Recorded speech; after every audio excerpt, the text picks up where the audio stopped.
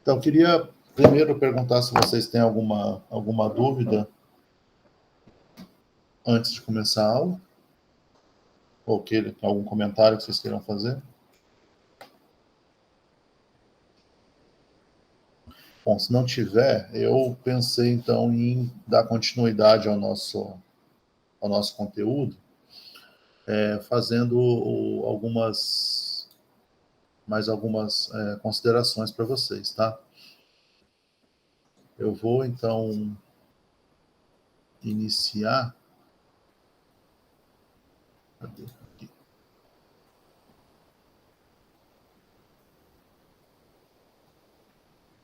Nossa, que diferente, mudou tudo.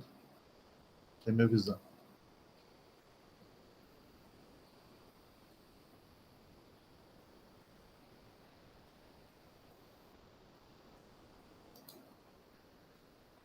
Eu vou ter que me adaptar aqui, pessoal, só um minuto, tá? Esse software não é muito rápido e ele resolveu atualizar sem me avisar.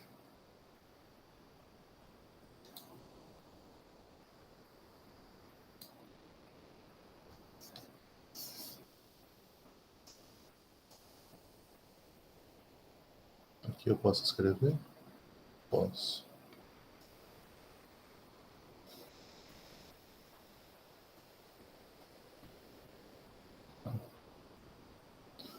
Bom, então, vamos ver se eu consigo trabalhar aqui, que eu não tinha percebido que isso atualizou de ontem para hoje.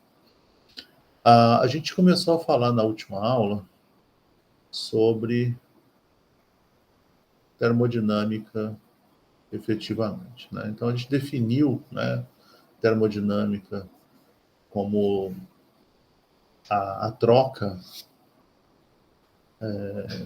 não, seria uma ideia da gente estudar a troca de energia em processos,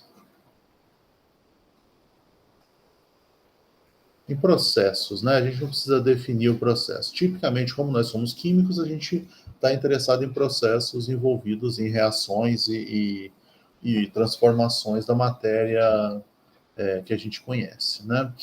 Mas a gente pode generalizar isso. E aí, a gente falou, né, essa troca de energia,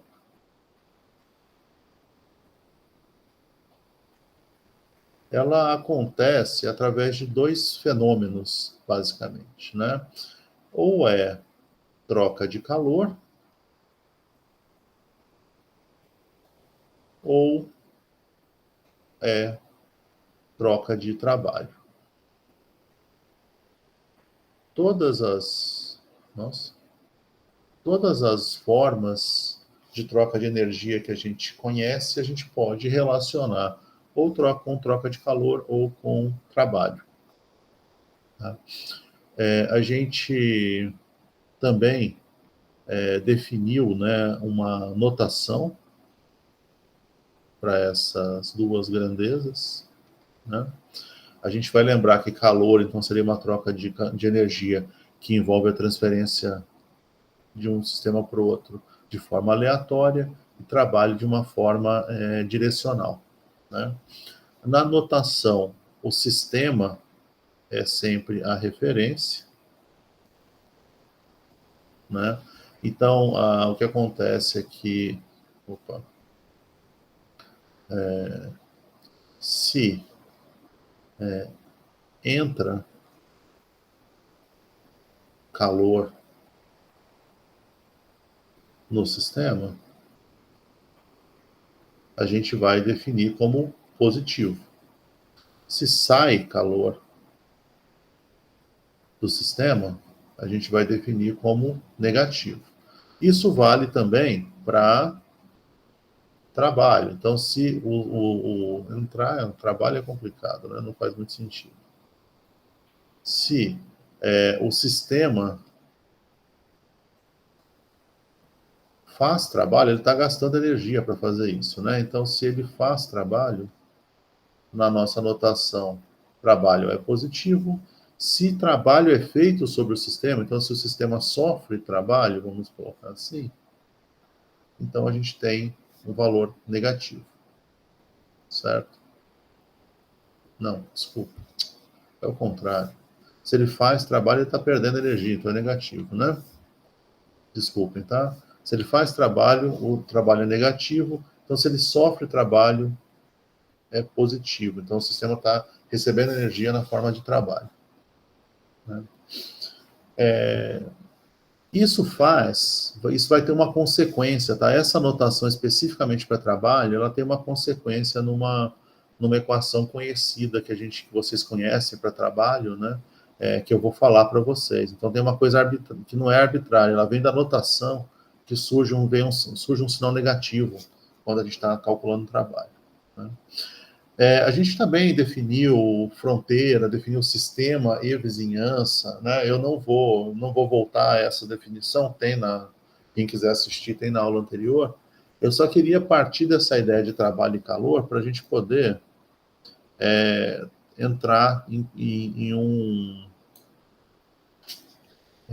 um conteúdo novo hoje. Então, eu queria primeiro mostrar para vocês como é que a gente pode calcular uma dessas grandezas. Então, eu vou começar com o trabalho, né? Então, se eu for começar a falar um pouquinho sobre trabalho, e aí, de novo, né? Eu sei que vocês já ouviram isso, mas a gente precisa definir essa grandeza, né, de uma forma diferente da nossa linguagem usual. Então, trabalho aqui é a realização de um processo que causa uma variação no sistema, né? Uma variação de volume. No caso de trabalho eletroquímico, por exemplo, você tem o fluxo de elétrons, então é o trabalho envolvido numa variação do sistema, né? Então, o trabalho que a gente vai fazer, primeiro a gente vai estudar o sistema mais simples possível, como sempre, né? Então, a gente pode falar do trabalho de expansão de um gás, né? Então, esse trabalho de expansão de um gás, primeiro, a gente vai fazer algumas... Antes de eu mostrar o problema para vocês, a gente pode fazer algumas considerações, né? Uma delas é que o gás tem comportamento ideal.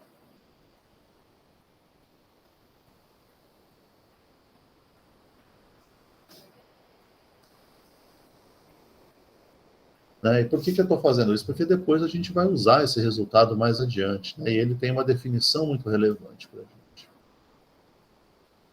Então, vamos agora usar a minha habilidade nula, praticamente, para desenho, né? E vamos imaginar que a gente tem aqui um gás que está restrito em um cilindro, né?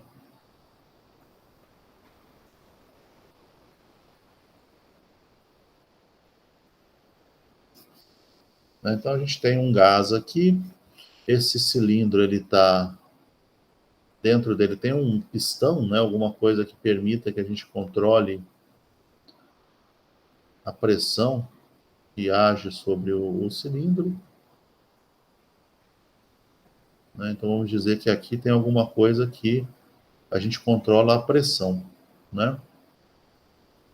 Então, a gente tem algum controle sobre essa pressão. Aqui está a nossa amostra de gás, né? Esse gás, então, é um cilindro. Então, dentro daqui, né, se a gente medir esse volume, a gente tem o volume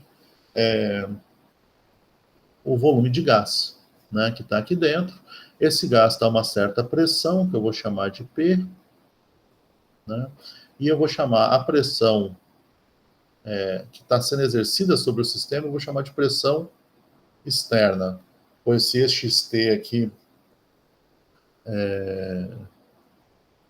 vou pôr esse T aqui subscrito, né? Então, como é que eu calculo o trabalho? Alguém lembra? Eu vou chamar trabalho de W, tá? De ômega, na verdade, mas pode ser W. Vocês lembram como é que a gente calcula o trabalho? É força vezes distância? Isso. Força vezes a variação de uma distância, né? Então é força vezes distância, só que aí, essa força, a gente pode pensar que ela é uma força qualquer, mas a distância, ela pode ser infinitesimal, né? Porque a gente quer pensar na definição infinitesimal de trabalho, né? Então, o diferencial do trabalho é força vezes uma infinitesimal da distância. O Z aqui, a gente vai pensar que é o eixo, né? O eixo Z aqui.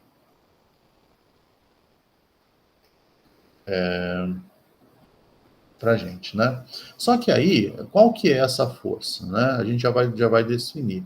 Agora, o que eu estava falando da nossa anotação é o seguinte: se a gente tem um Z positivo aqui, você concorda que eu estou aumentando o gás, o volume do gás? Isso gera, vocês concordam, né? Isso gera uma expansão. Isso quer dizer que o gás é que está fazendo trabalho. Então, se ele está fazendo trabalho, pela nossa anotação, isso é negativo. Então, a gente vai, por causa da anotação, a gente vai colocar um sinal negativo aqui.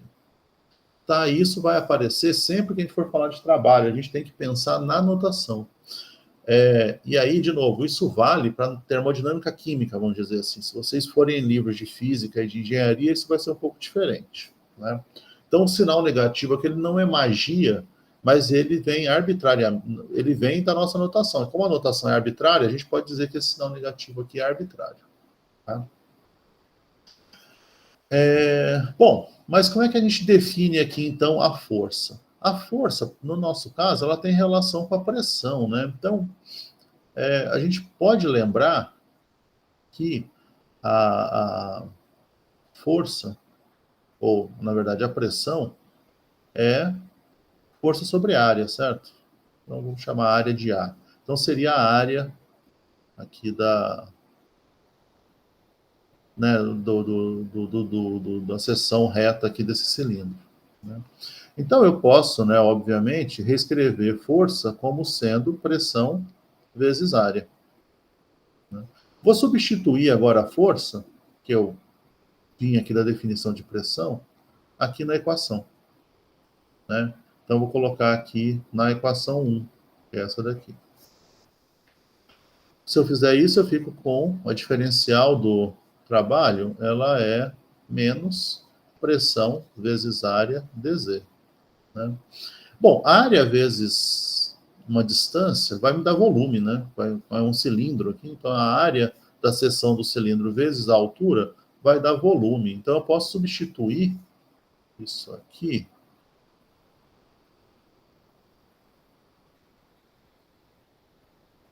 Tem uma seta aqui. Tudo bem.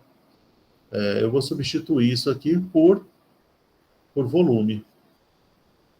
Né? Então eu fico com diferencial do trabalho é menos pressão de volume. Isso aqui é, então, um trabalho de expansão. Só que isso é o diferencial dele. Né? Agora, a gente vai colocar uma condição para esse problema. Né? Se a pressão externa for constante, o trabalho ele está sendo feito contra essa pressão externa. Né? Então, o trabalho é feito contra a pressão externa. Então, a força que a gente tem que fazer, ela tem relação com a pressão externa. Né? Então, eu posso substituir esse P aqui por pressão externa e ela é constante. Né? Então, D ômega é igual a menos P externo dV. Como é que eu acho o trabalho? A gente vai ver uma coisa daqui a pouco. Quando a gente integra, como é que eu acho o trabalho primeiro? Qual que é a pergunta? Essa é a pergunta, né? Como é que eu faço para achar o trabalho agora? Aqui eu estou definindo o diferencial de trabalho. Como é que eu acho o trabalho? Eu acho que se você integrar essa equação aí, você consegue chegar. Isso. Então eu tenho que integrar toda a equação, né? Então eu vou integrar tudo aqui. Isso quer dizer que eu tenho que integrar antes da igualdade e depois da igualdade, né? Porque aí eu não tenho mais a diferencial, eu vou achar trabalho. Então eu tenho que fazer uma integral de trabalho e eu vou fazer a integral de menos P externo dV.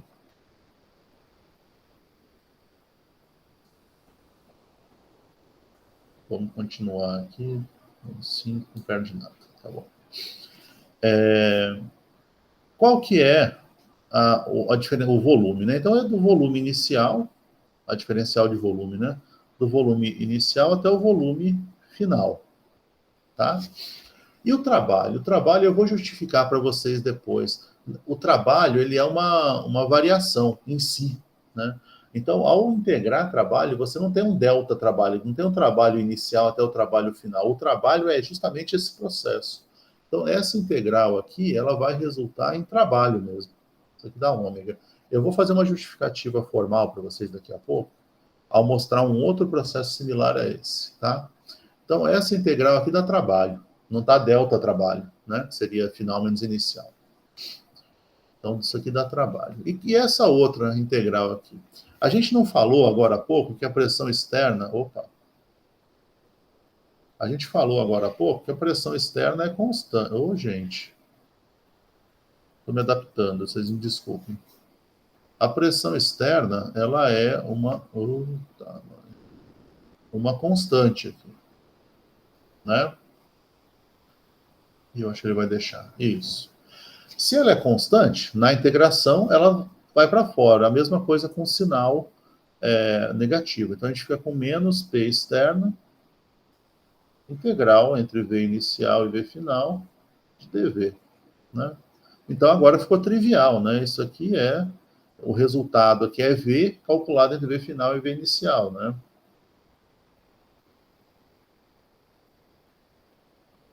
Então, isso aqui dá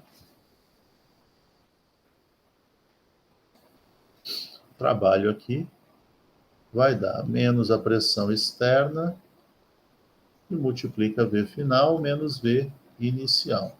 E daqui a gente vai definir o delta efetivamente, né? Então, agora, a gente pode definir essa parte aqui, né? Tudo que tiver essa cara de final menos inicial, a gente vai chamar de delta. Então, isso aqui vai ficar o delta V, né? Então, o nosso trabalho é simplesmente menos pressão externa delta V. Relativamente fácil, né, de resolver assim, não tem um grande mistério.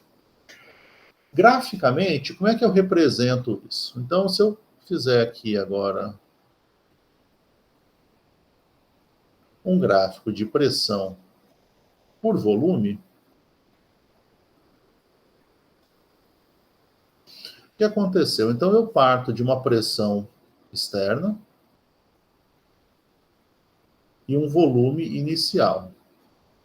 É uma expansão, né? Então, eu posso pôr aqui. Então, eu tenho aqui um ponto nesse gráfico, pressão externa e volume inicial.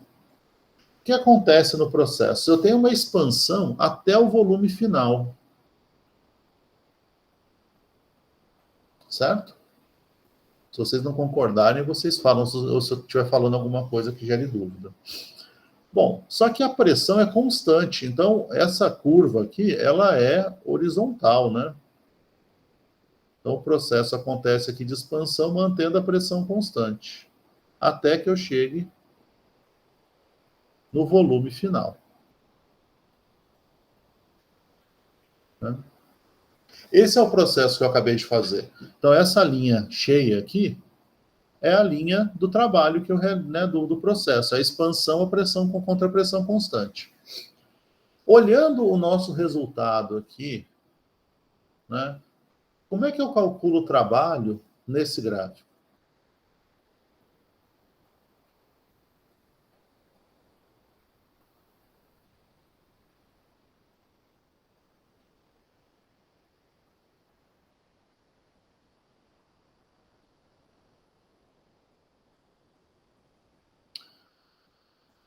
Bom, tem uma dica, né? Porque o silêncio foi quase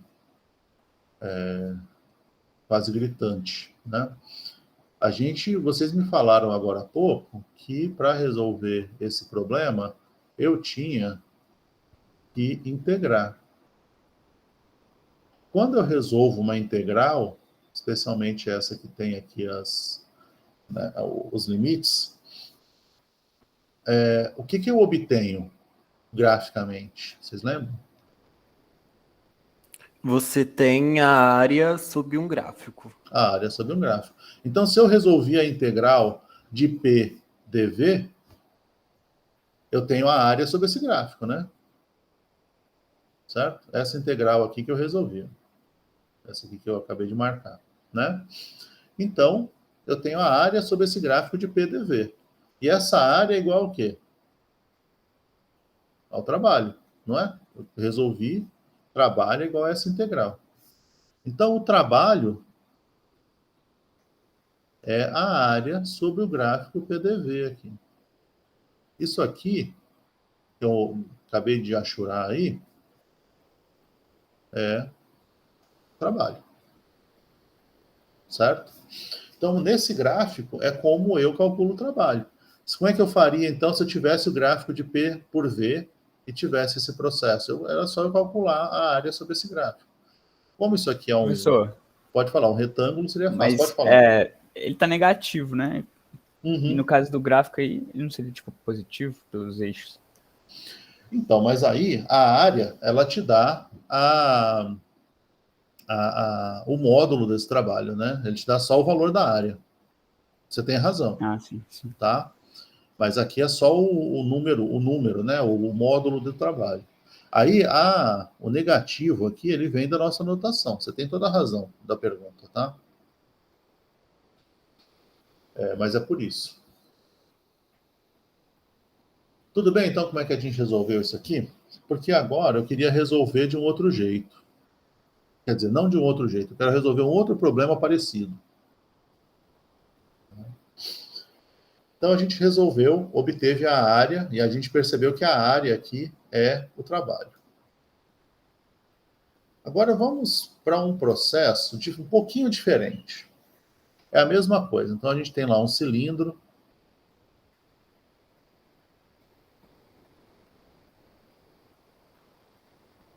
Né?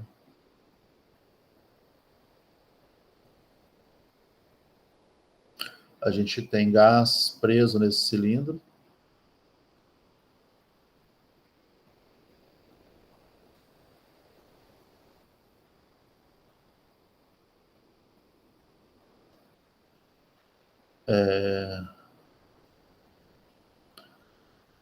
Né? Então a gente tem um gás aqui, um gás ideal preso, que ele está numa certa pressão. Então tem um volume inicial, quer dizer, o processo, o sistema inicial é igual. Então a gente pode definir como VI, né? Só que aqui, nesse processo especificamente, eu vou ter um tipo diferente de controle da pressão. Então eu vou fazer uma pressão externa que varia, né? Nesse processo, a pressão externa, ela é mantida igual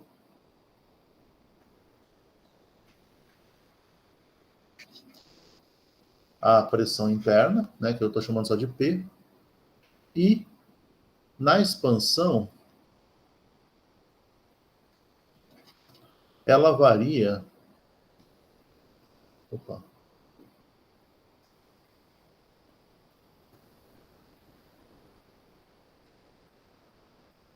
Em quantidades infinitesimais.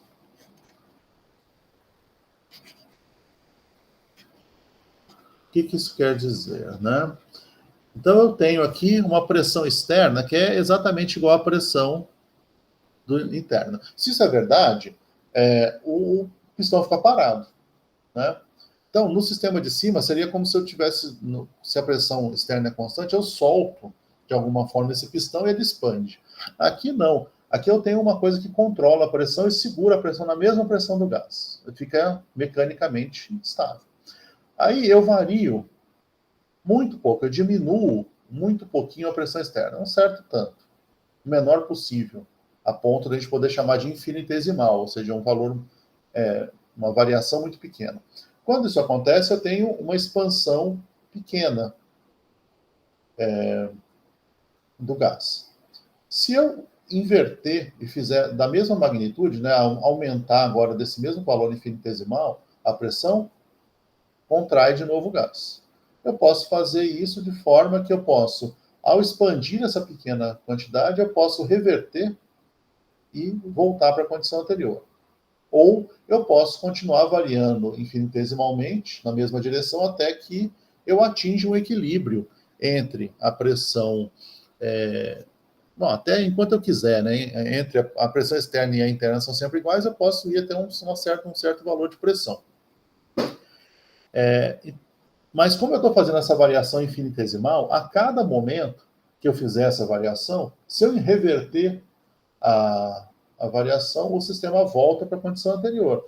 Né? É diferente do processo anterior, porque no processo anterior, como a pressão é constante, quando eu abro o sistema, ele expande e eu não tenho controle nenhum. Ele vai expandir até que iguale a pressão interna com a externa. Né?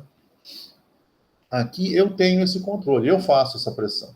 E eu, com pequenas variações realmente pequenas, em princípio, né, infinitamente pequenas, se eu vario um pouquinho, diminuo um pouquinho a pressão, eu consigo retornar o sistema para a condição anterior, simplesmente invertendo a variação que eu fiz, né, pequenininha. Essa possibilidade de reversão, né, ela pode ser resumida chamando esse processo de um processo reversível. Essa definição ela é bem relevante, tá? Para o resto do curso todo. A gente vai ver que isso tem muita relevância quando a gente vai discutir, por exemplo, equilíbrio químico. Esse processo reversível, então, eu consigo, se eu faço pequenas variações em uma direção, pequenas variações, né, variações infinitesimais, imediatamente, se eu reverter o sinal dessa variação, imediatamente o sistema volta para a condição anterior. Né? Então, ele é reversível. Tá? Bom, parece... E aí, no final das contas, o meu volume final vai ser o mesmo do volume anterior, né? Do volume final anterior.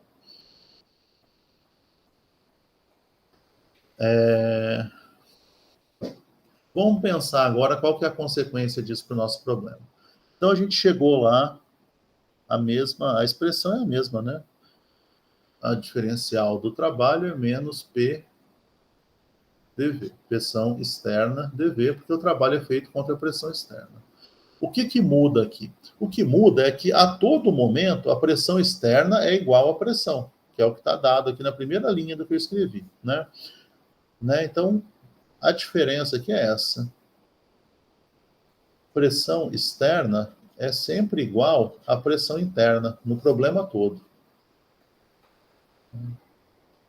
Bom, pressão externa é igual a pressão.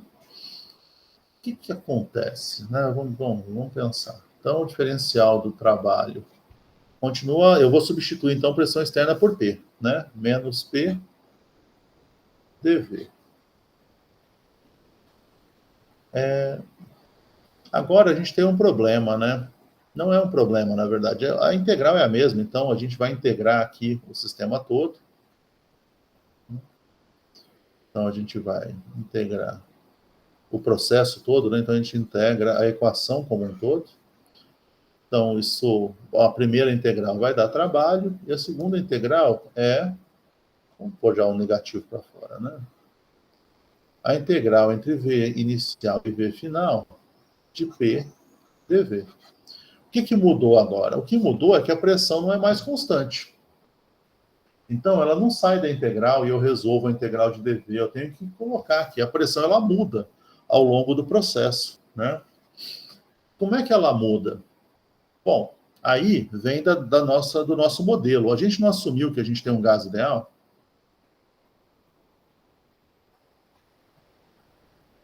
O gás é ideal. Se o gás é ideal, eu tenho uma expressão para a pressão que relaciona ela com o volume, não tenho? Pressão vai ser RT sobre o volume molar. Então, eu posso agora substituir isso aqui. Né? Eu acho que eu não vou usar volume molar para não confundir desnecessariamente, né? Vamos pôr aqui nRT sobre volume molar, sobre volume, para não dar confusão. Eu vou substituir agora a pressão aqui, né? Vou jogar em 2 a pressão. Aí, então, ao fazer isso, o trabalho vai ser menos a integral de nRT sobre V dV. Agora, bom, esse processo aqui a gente só está falando de variação de volume e de pressão. Então, a temperatura é constante no processo, né? Então, todo o numerador aqui dessa definição da pressão vai ser uma constante, né? Então, a gente vai ficar aqui com essa integral, sendo menos nRT, integral de 1 sobre V dV, calculado entre o volume inicial e o volume final, né? Alguém sabe qual que é o resultado dessa integral aqui? ln de x? Do módulo de ln de casos V, de né? V, né? Isso, exato. Né? Então, aqui vai ser o ln de V calculado entre V inicial e V final, né? Por que eu não preciso pôr módulo? Porque volume não existe negativo, né? Aí, quando eu faço isso, eu vou lembrar que, então, isso aqui seria o ln de V menos o ln de VI, né? Eu vou fazer um negócio aqui, porque como sempre vale a pena a gente fazer um passo a mais quando a gente está mostrando a primeira vez o resultado. Então, seria ln de V final menos ln de V inicial. E aí, lembrando que ln de A menos ln de B é igual ao ln de A sobre B, a gente consegue simplificar isso aqui e ficar com uma expressão legal. Então, o trabalho é menos nRT ln de V final sobre V inicial, né? E aí, a gente está agora, né? A gente está com uma expressão aqui, vou marcar aqui em vermelho para trabalho, que é diferente da outra expressão para trabalho que a gente tinha. Aqui, o volume inicial e final são os mesmos, mas o trabalho, não. Né? Então, a gente tem uma expressão aqui agora que tem uma dependência diferente. Tem uma dependência que é exponencial, certo? Então, agora, como é que eu faço o gráfico de P por V? Né? Então, vamos lá fazer o gráfico de P por V de novo. Então, aqui no eixo Y é pressão, no eixo X é volume. Então, eu tenho aqui um volume inicial e um volume final que são os mesmos do problema anterior. Só que a minha pressão, agora, ela não é mais constante. A pressão inicial, a gente pode, vamos colocar aqui uma pressão, vou chamar de pressão inicial, né, só para simplificar. Nessa pressão inicial, era a pressão que o gás tinha antes da expansão, né? Então, é um ponto qualquer aqui. A pressão final é a mesma pressão igual à pressão externa, né? Aquela pressão atmosférica, vamos dizer assim, né? Que seria a pressão externa do problema anterior. Então, a gente tem aqui um outro ponto final, né? Isso aqui seria igual a P externa quando P externa era constante. Só porque depois eu vou mostrar para vocês uma coisa. O que liga esses dois pontos? Não é uma reta, porque essa curva aqui tem uma dependência com ln. Então, o que liga esses dois pontos é uma exponencial.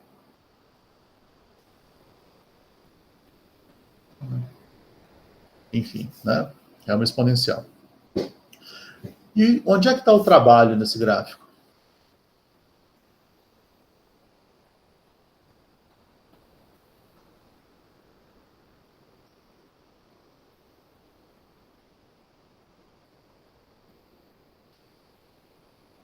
Vocês já me responderam isso antes, né? Onde é que está o trabalho desse gráfico? É a área sobre a curva, né? Então, é essa área aqui.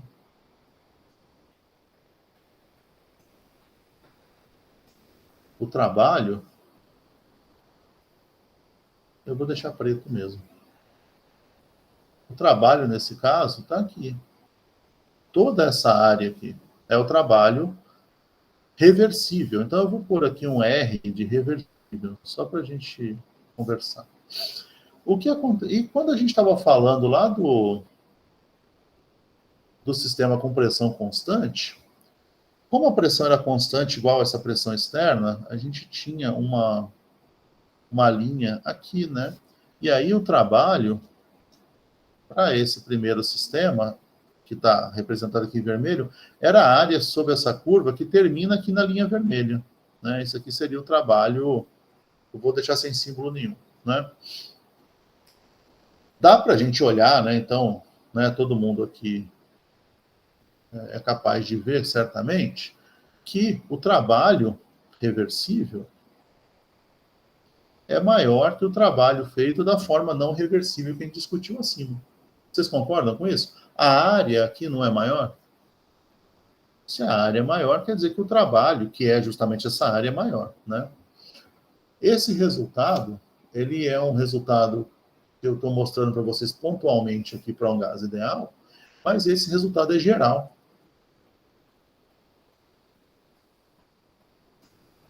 Né?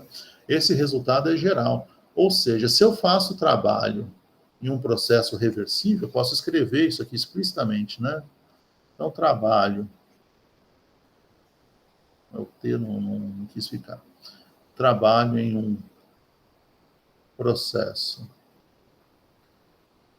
reversível é o máximo de trabalho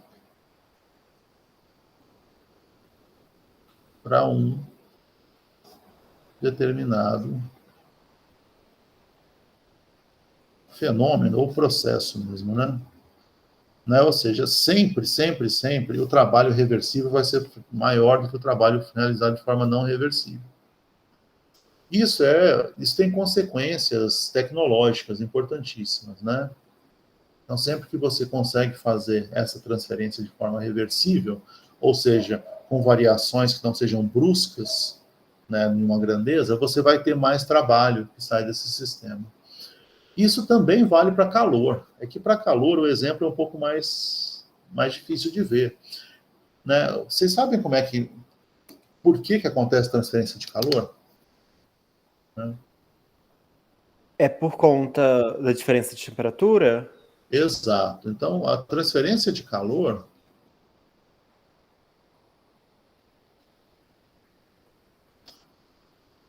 é causada por diferença de temperatura. Exatamente.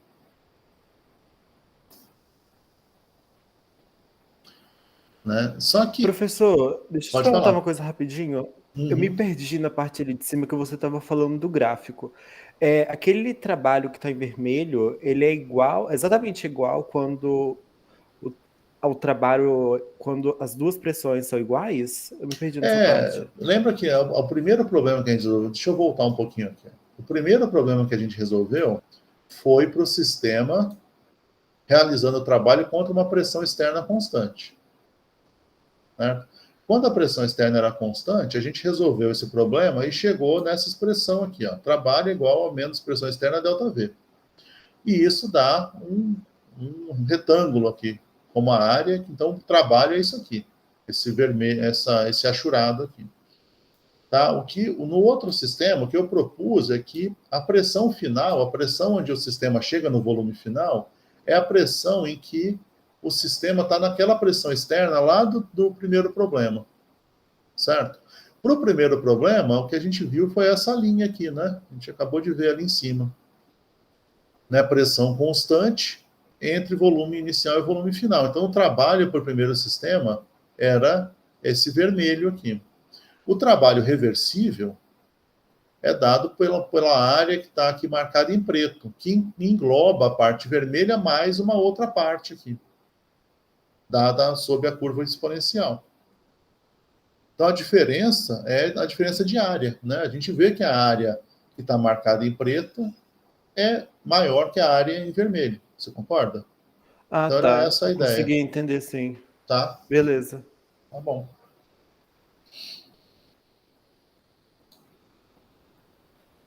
Tá, então aí a gente está aqui nessa a transferência de calor é causada por ΔT. Então, como é que eu faço para transferir calor?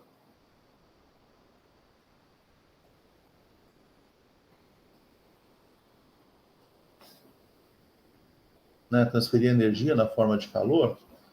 Transferência de calor reversível.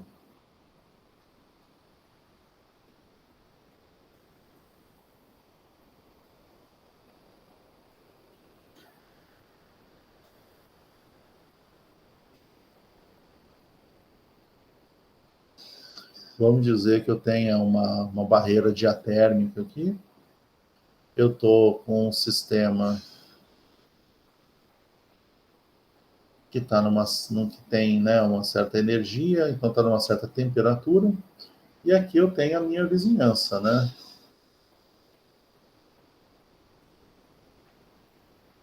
Como é que eu faço para fazer uma transferência de calor reversível?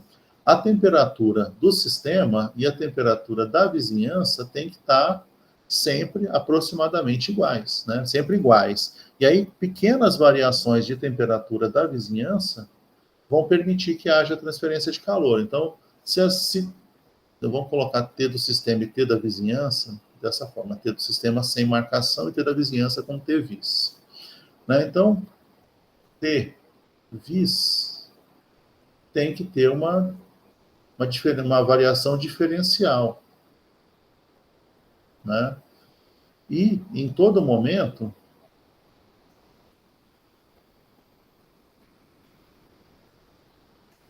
T vis tem que estar procurando ser, né, o mais próximo possível da temperatura interna.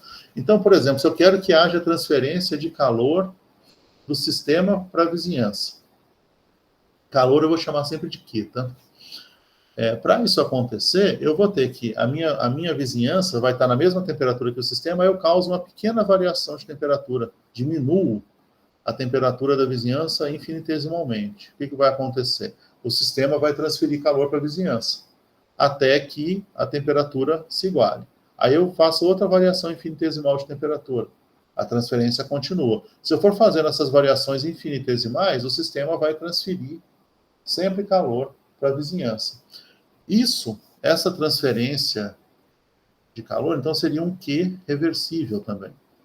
Ela vai ser sempre maior do que um calor de forma que for trocado contra uma pressão, uma temperatura constante da vizinhança. Então, se eu colocar meu sistema a 100 graus, a vizinhança está a 20, vai ter transferência de calor do sistema para a vizinhança, mas ele vai ser menor do que se eu fizer isso de forma reversível. Isso é um resultado bem geral. Então, as duas formas de trocar calor que a gente conhece, que é na forma de calor, trocar energia, desculpa, que a gente conhece, que é na forma de calor e na forma de trabalho, elas são maiores quando a gente faz o processo de forma reversível. Tá? Esse resultado ainda não leva a gente a uma grande conclusão, não. Mas é um fato e a gente vai usar isso muito ao longo do curso, tá? Tá mais ou menos claro o que eu falei? Se tem mais alguma dúvida, por favor, fiquem à vontade.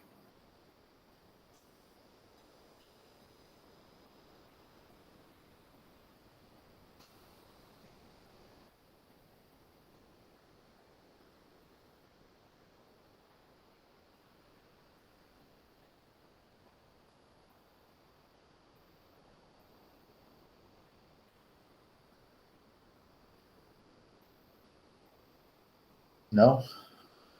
Então, eu vou definir uma outra coisa que envolve calor e trabalho. A gente vai definir, então, a gente está falando de troca de energia, né? Então, energia, para a gente aqui, o que interessa é a energia do sistema, né? Então, se eu somar toda a energia do sistema,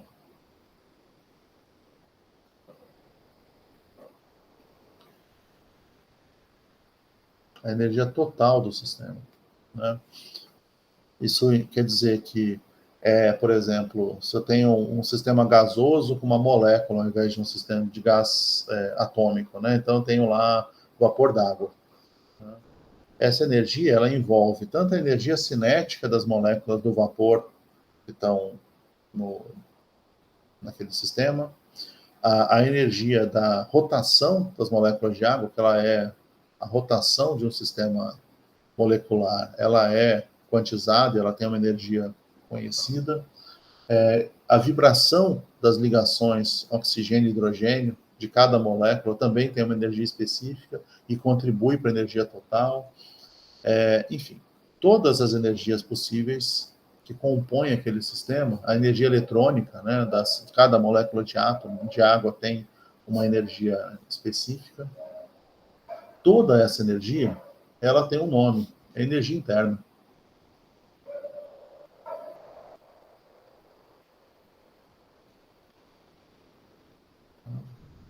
A energia interna a gente vai chamar, por definição, o semestre todo, de U. Né? A energia interna, a gente não consegue medir ela diretamente, porque a gente não tem uma ferramenta que permita que a gente conte, né, a energia cinética de cada molécula de água, a energia a rotacional e a vibracional. Né? Essa energia cinética seria uma energia translacional das moléculas de água. Experimentalmente, a gente não consegue fazer isso. Quando a gente usa modelos de mecânica quântica e outras coisas, a gente até consegue ter um valor para uma energia interna, mas do ponto de vista experimental, no laboratório, a gente não mede U. O que a gente mede são variações. A gente mede variações da energia interna.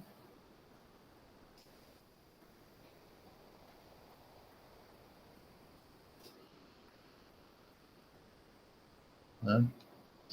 E aí, a gente vai precisar de uma definição a mais aqui. Então, o que é a variação da energia interna? A gente pode pensar de forma infinitesimal. Então, uma variação diferencial na energia interna, a gente não falou que as únicas trocas de energia possível do sistema é através de troca de calor e de realização de trabalho? Então, a variação da energia interna, ela vai ser dada pela soma do trabalho, do calor com o trabalho. Isso é só a diferencial, lembra bem, a gente não mede U, a gente sempre mede uma variação da energia interna. Em termos macroscópicos, a gente pode escrever tranquilamente para a energia interna o delta, né? Esse delta aqui é U final menos U inicial. Mas a gente só mede o delta, a gente não consegue medir o final e o inicial, a gente consegue medir a variação. Que vai ser dada seria a integral, né? Então vai ser Q mais W. O calor é a mesma coisa do trabalho. A gente não coloca o delta calor e delta trabalho, porque não existe. A grandeza calor não existe. Calor é uma transferência de energia. Né? Trabalho é a mesma coisa. Não existe trabalho inicial e trabalho final. O que existe é o processo de realizar trabalho. Enfim. Aí, a gente vai precisar de uma definição. Tem uma dificuldade aqui. Vou voltar lá em cima no gráfico de P por V ali dos dois trabalhos. Vocês conseguem ver aqui, eu acho que dá para ver nesse gráfico, que o trabalho que eu obtenho de um sistema, ele depende da forma com que eu realizo o trabalho. Então, quando o trabalho é realizado, por exemplo, o trabalho de expansão é realizado contra uma pressão constante, eu obtenho um certo valor aqui para o trabalho. Então, essa troca de energia acontece dessa forma. Quando eu realizo de forma reversível, eu obtenho mais trabalho do sistema. Então, a gente pode dizer que o trabalho depende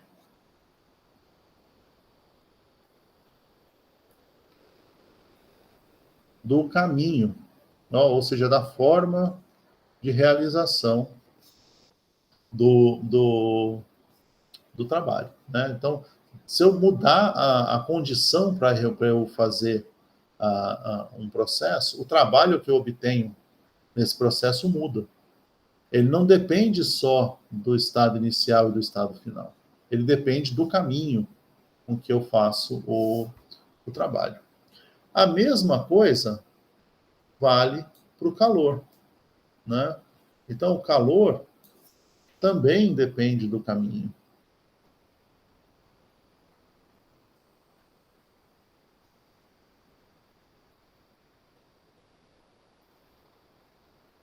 Né? Então, essas grandezas, elas têm essa característica. Né? Elas sempre dependem de como que eu faço o processo.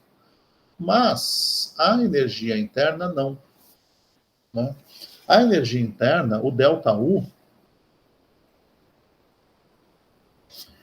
independe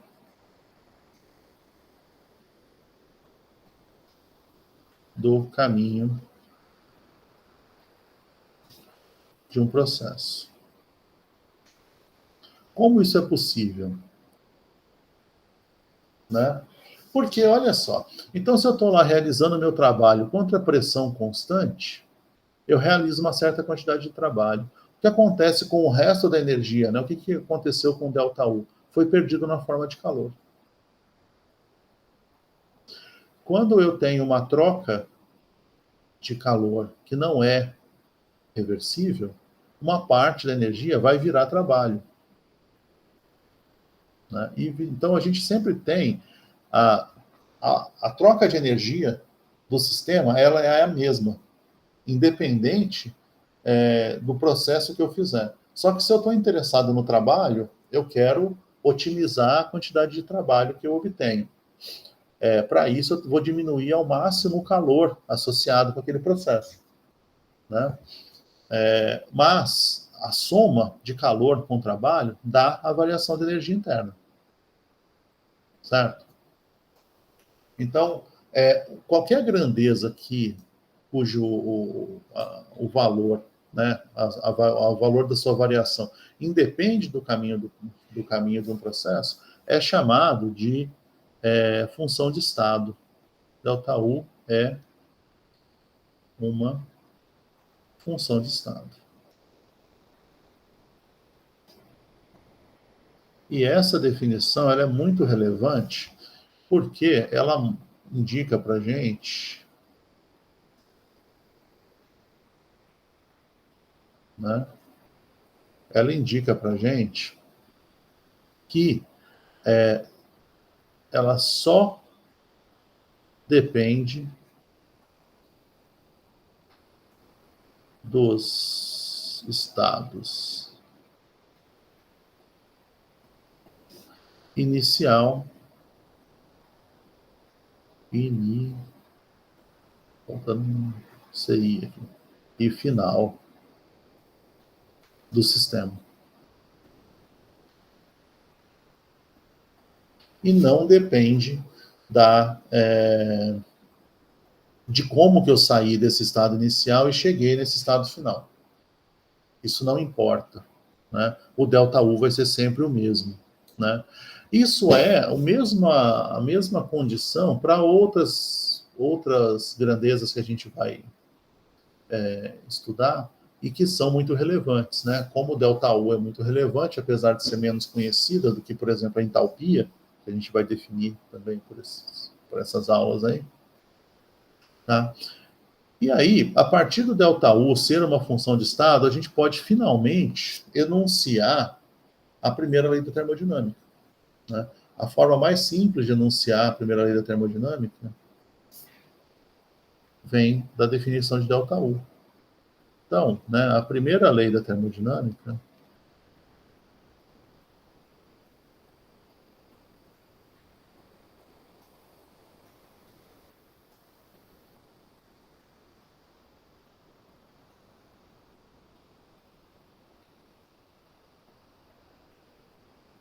vem da definição de ΔU. De acordo com a primeira lei da termodinâmica, a gente pode dizer que a energia interna de um sistema isolado é constante.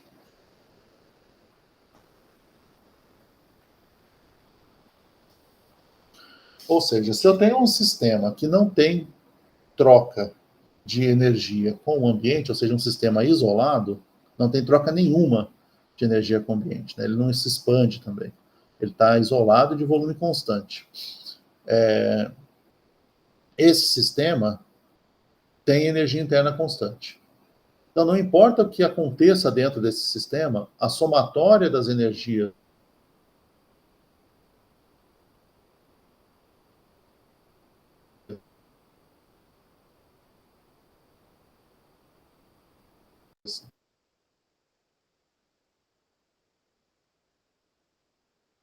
dentro dele vai ter... não impede que haja mudanças dentro do sistema. Ela só diz que, ao final de todas as mudanças, a energia se mantém constante. Então, a primeira lei da termodinâmica, ela é basicamente o princípio da conservação da energia. Né? A gente não usa esse princípio da conservação da energia para tudo, lá em física. Quando eu estou...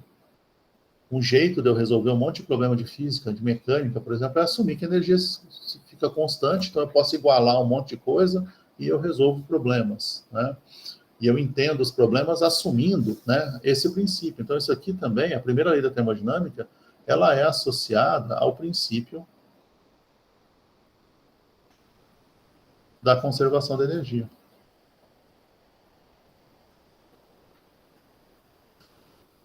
E ela é essa primeira lei da termodinâmica, ela é uma condição essencial para a ciência física como a gente, e química, né, como a gente entende hoje. Se em algum momento a gente conseguir mostrar que não há conservação de energia, tudo muda, né? Toda discussão de ciência tem que ser revista. Até hoje isso não foi... já foi tentado, nunca foi atingido, né? Você mostrar que está gerando, por exemplo, energia do nada. Está gerando matéria sem que haja troca de energia, qualquer coisa assim. Uma vez que a gente não consegue provar a primeira lei da termodinâmica, né? Ela é a gente chama de lei, mas ela vem da observação, né? E ela não tem uma forma analítica de você provar. O que quer dizer é que simplesmente a gente assume né, como princípio que há conservação de energia em todos os processos que acontecem no universo. De posse disso, então a gente sempre pode fazer considerações que nos ajudam a entender problemas, assumindo que essa energia se conserva. Né? Entre outras coisas, né, a gente pode... deixa eu só ver uma coisa aqui que acho que eu tinha colocado uma coisa aqui para vocês.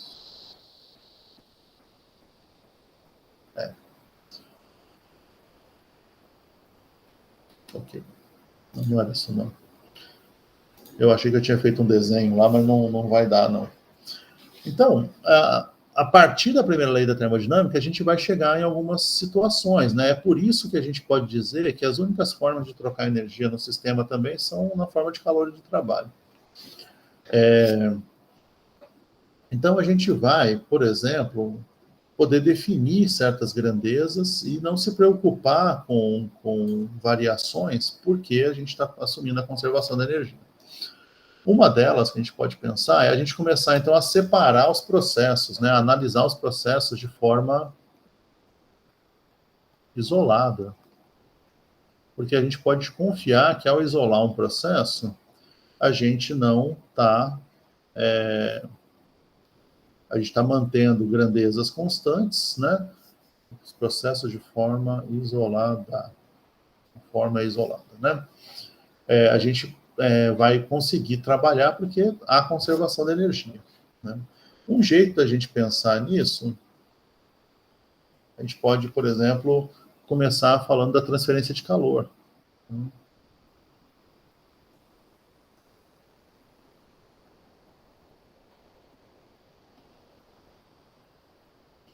Então, a primeira coisa que a gente vai pensar é: não há trabalho. Então, a gente associa trabalho. A gente só está interessado trabalho de expansão, né? A gente só está interessado numa situação da troca de calor. Então, o volume é constante e trabalho é igual a zero. Nessa situação,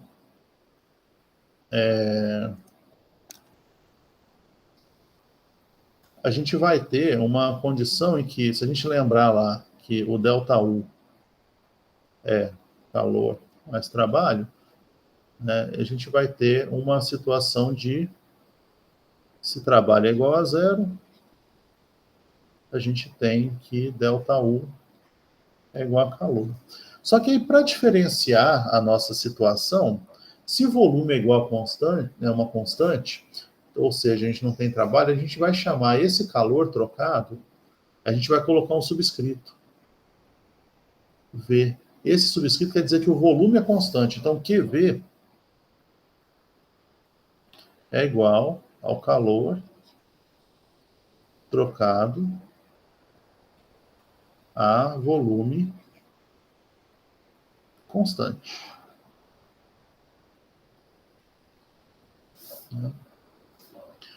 Esse calor trocado a volume constante, agora a gente pode tentar quantificar. Então, numa situação como essa, vejam que o volume é constante, a troca de calor, a variação da energia interna é só dada pelo calor. Como é que a gente mede esse calor? Como determinar Q, ou QV, né? Como é que a gente determina calor? Né?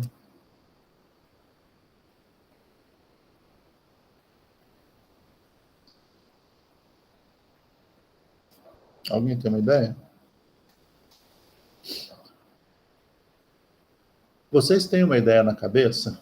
Eu vou voltar a ela, mas eu vou fazer de um outro jeito, tá? Eu não vou reforçar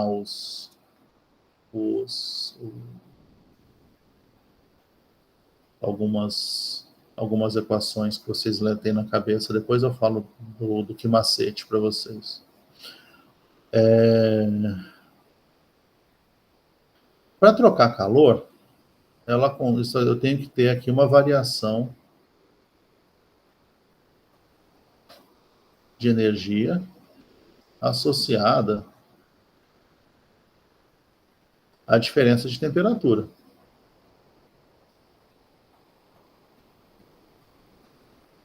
Certo?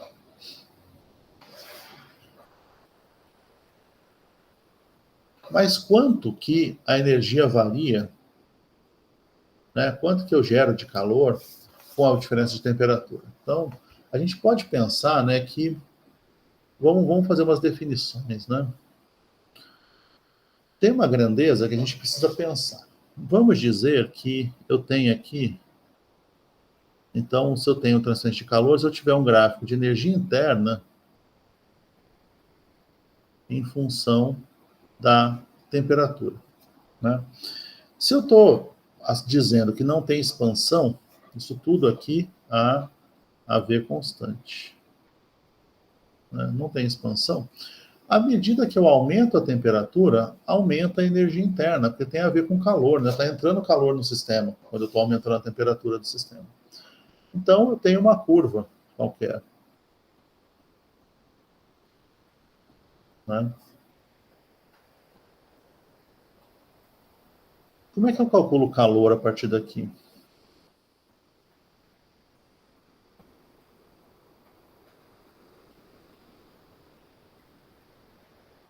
Essa curva, ela podia ser dessa forma, ou ela podia ser assim, ou ela podia ser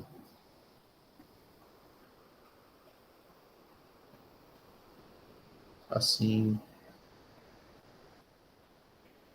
podia ser, enfim, de N formas.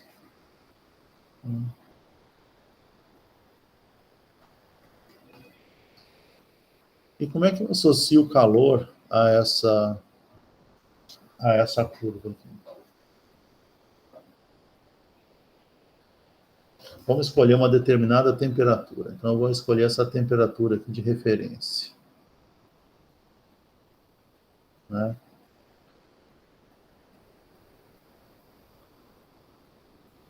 Para essa curva roxa não ficou bom, mas para as outras dá para ver.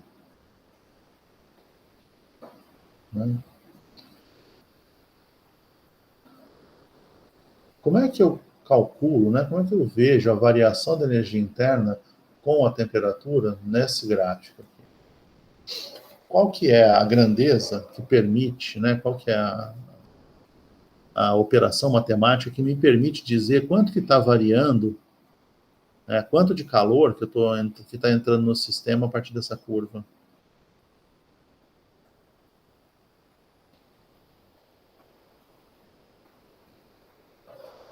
Eu não sei se eu estou sendo claro, então eu vou falar, né? Se eu calcular nesse ponto aqui, eu posso calcular vou mudar de cor para todo mundo conseguir ver. Eu posso calcular aqui a derivada. O que é a derivada? É a inclinação da curva nesse ponto, certo? Então, isso aqui daria para a gente a derivada de U com a temperatura. A derivada de U com a temperatura, bom, U, a gente não associou ΔU com o QV, então seria a mesma coisa que a derivada do calor, né? Nesse ponto, a volume constante. Só que aí isso vale para a curva, para essa curva aqui, 1. Né? Se eu mudar o meu material, eu posso ter uma curva diferente. Aí estão acabando as cores, mas vamos lá. Vou fazer só mais uma. Né? Eu tenho aqui agora, para a curva 2, uma derivada de U pela temperatura. Né? A inclinação para a curva 1 é diferente da inclinação para a curva 2. Essas substâncias, elas são diferentes. Elas têm uma propriedade que é diferente. Né? Então, essa inclinação que vai dar para a gente a variação da energia interna com a temperatura, ela tem nome. Né? Então, a gente pode associar isso aqui, então, dU. E aí eu não vou escrever dU, né? Eu vou, como o volume é constante, isso é uma condição para eu poder fazer essa demonstração aqui, essa discussão com vocês, eu vou dizer que é a derivada parcial de U com relação à temperatura, mantendo o volume constante. Né? Isso é a mesma coisa que, como a gente está associando energia interna com o calor quando o volume é constante, é a mesma coisa que ΔQ, ΔT, AV constante. Isso é uma coisa, é a derivada, né? O valor dessa derivada. O valor dessa derivada tem nome, que é capacidade calorífica. Nesse caso específico, é a capacidade calorífica a volume constante.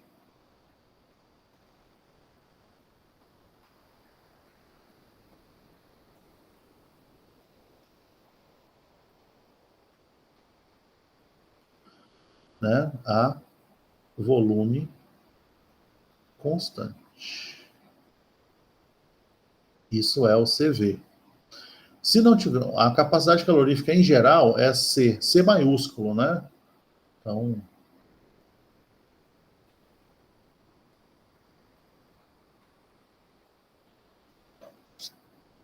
depois a gente vai ver uma outra variável. Né? Essa capacidade calorífica, ela dá para a gente, então, a taxa de variação da energia interna com a temperatura quando o volume está constante, ou a quantidade de calor, né, a taxa de troca de calor com a temperatura à medida que o volume está constante.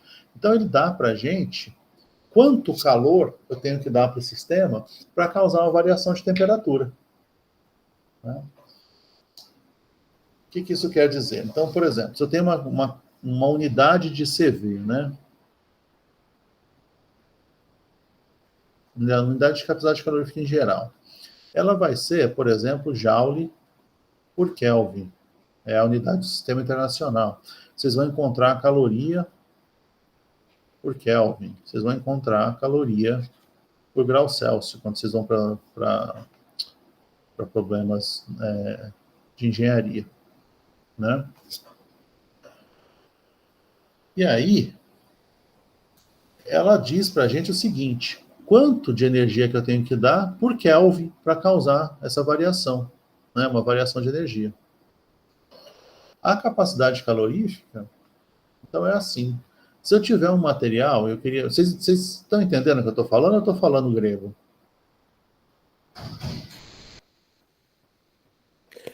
Estou acompanhando, professor. Tá? Então, eu vou pedir para vocês darem uma opinião. Vamos fazer uma enquete novamente. Eu tenho um material, então, material 1, chamar de mate 1. Ele tem um valor lá de capacidade calorífica, pode ser o volume constante, né? De 10 Joule por Kelvin. Né? Eu tenho uma certa quantidade de material 1, essa quantidade tem uma capacidade calorífica de 10 Joule por Kelvin. Eu tenho um material 2, que tem uma capacidade calorífica de 50 Joule por Kelvin. Se eu colocar para esses materiais a mesma quantidade, eu dou para eles lá, de alguma forma, 500 Joule. Qual dos dois, material 1 ou material 2, que vai ter maior variação de temperatura?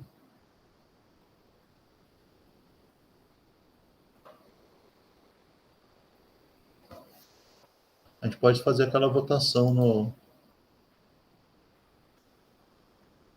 lá no chat.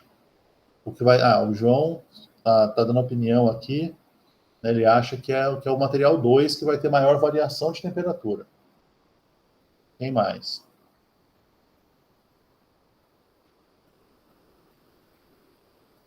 O Breno acha que é o 1.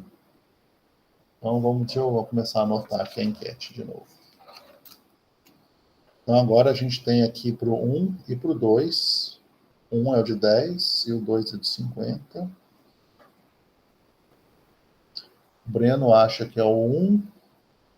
Então, duas pessoas acham que é o 2. João Henrique e Clariana. Alguém mais? Tem mais gente na sala. Alguém mais quer dar uma opinião?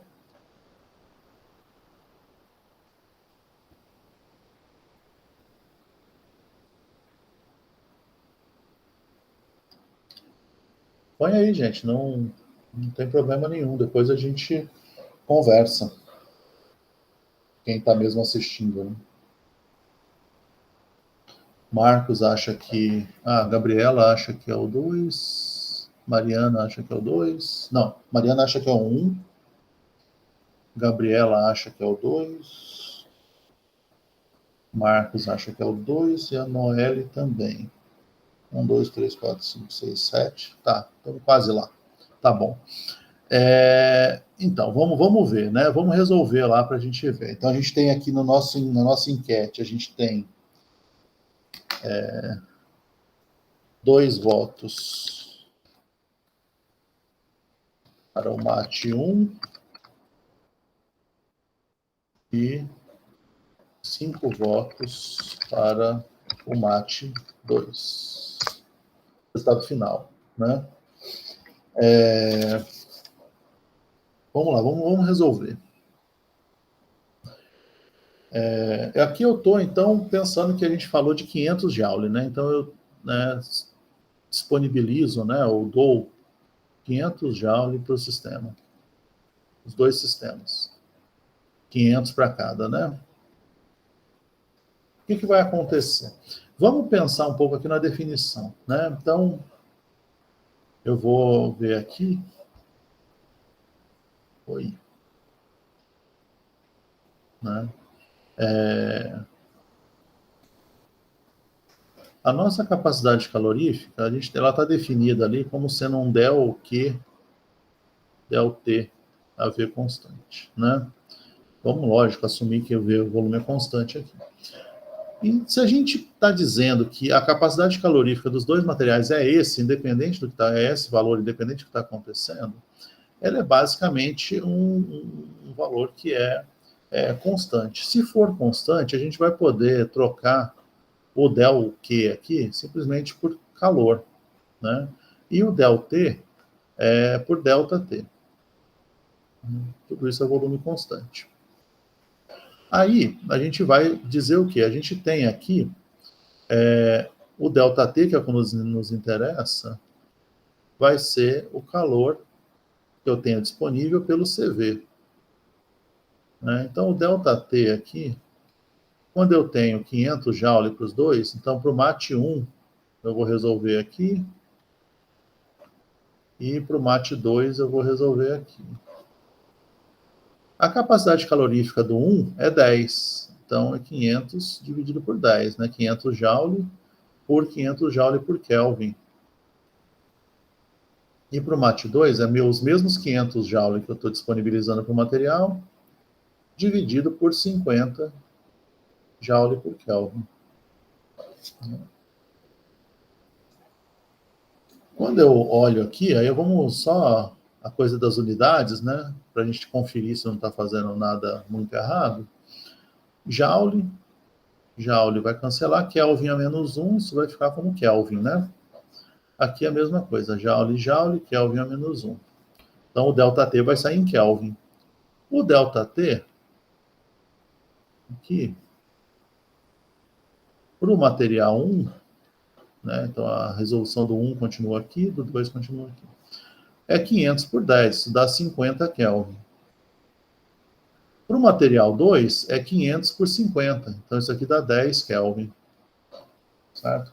Então, qual que tem a maior variação de temperatura com a mesma quantidade de calor? O material 1. Tá? E aí, o que isso aqui indica para a gente? Indica o seguinte: a capacidade calorífica, quanto maior for o número que a gente tem de capacidade calorífica, quer dizer que a gente tem que dá mais calor para o sistema para causar uma determinada variação de temperatura. Tá? Então, quanto menor for o valor da capacidade calorífica, mais fácil, vamos dizer assim, quanto menor energia necessária para a gente conseguir variar calor, variar a temperatura do material, tá? Ok? Ficou claro o que eu falei? Ficou sim. Ficou. Então, agora só mais duas coisas sobre a capacidade calorífica. Né? Uma delas é o seguinte: capacidade calorífica. Eu acho que eu estou escrevendo demais, o software está cada vez mais lento. Capacidade calorífica é propriedade extensiva. Eu também não falei lá da energia interna, mas a energia interna também é extensiva, né? Ou seja, quanto maior a quantidade de material, maior a capacidade calorífica. Então, por exemplo, 10 gramas de água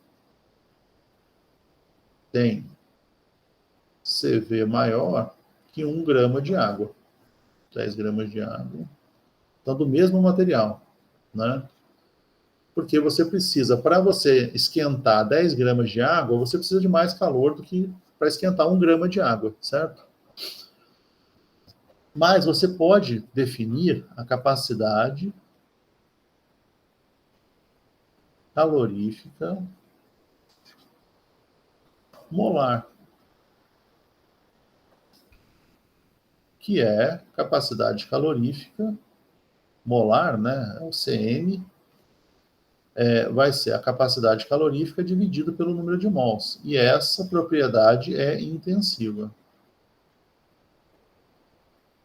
Outra propriedade intensiva que a gente pode associar com a capacidade calorífica, e essa vocês já ouviram falar, com certeza,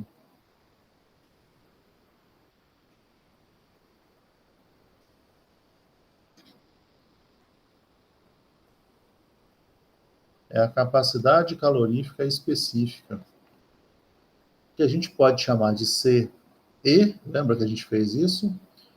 Igual a capacidade calorífica dividida pela massa. Só que aí, isso também é uma propriedade intensiva. Só que a capacidade calorífica específica, ela tem um outro nome, que é o que vocês já ouviram falar, que é o calor específico. Né? Isso aqui é específico. Né? O calor específico é aquela propriedade que aparece na famosa quimacete. Antes de falar da quimacete, eu vou mostrar uma outra coisa para vocês. A gente viu que, a gente definiu ali que capacidade calorífica a volume constante é del Q, del T, a V constante.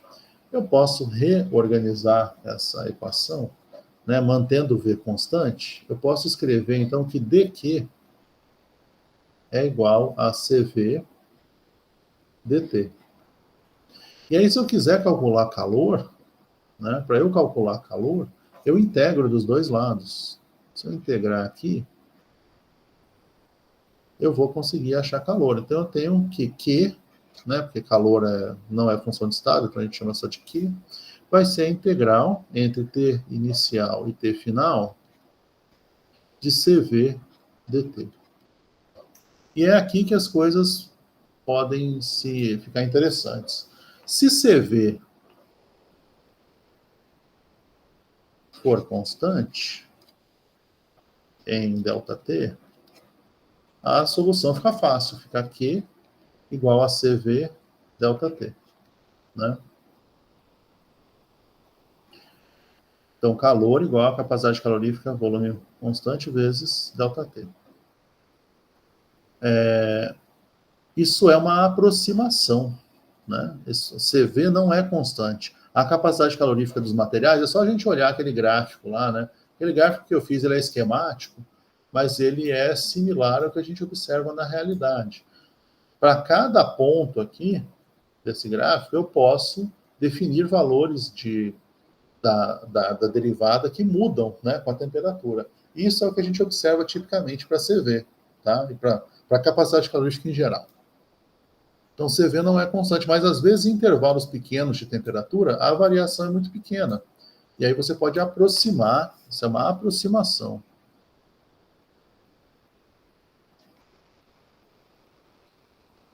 Que é muito útil quando você está falando de variação de 10, 15 graus Celsius, né? E aí a gente vai lá na definição de de capacidade calorífica específica, a gente viu que o C específico é C por M, que é a mesma coisa, então, quer dizer que C é massa vezes o calor, a capacidade calórica específica.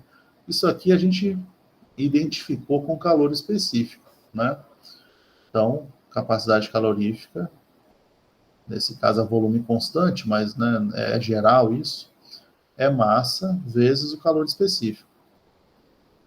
E aí, se eu colocar aqui em cima essa definição,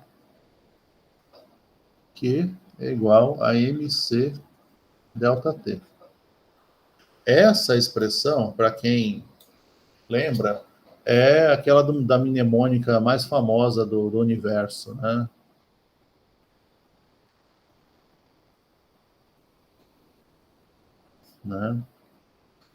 Que é calor igual a massa vezes calor específico vezes ΔT. né? Então, todo mundo que já teve contato com isso lembra dessa mnemônica aqui. Eu lembro, eu fiz o ensino médio há uma eternidade atrás. Mas vejam, isso aqui é uma aproximação. Tá? Isso não vale sempre. Sempre a gente tem que pensar na possibilidade se a gente precisa resolver essa integral, porque pode haver uma relação, uma equação explícita que relaciona a capacidade calorífica com a temperatura. Isso é bem comum, a gente vai ver isso mais na próxima aula. Tá bem? Era mais ou menos isso que eu tinha para falar por hoje, aí a gente continua daqui para fazer algumas coisas na quarta-feira. Tá? Tem alguma dúvida aqui, gente?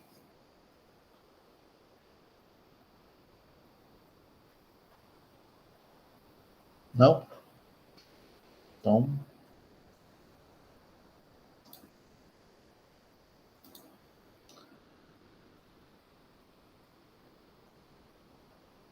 Então a gente, em termos de conteúdo, a gente encerra por aqui. Vocês querem perguntar alguma coisa?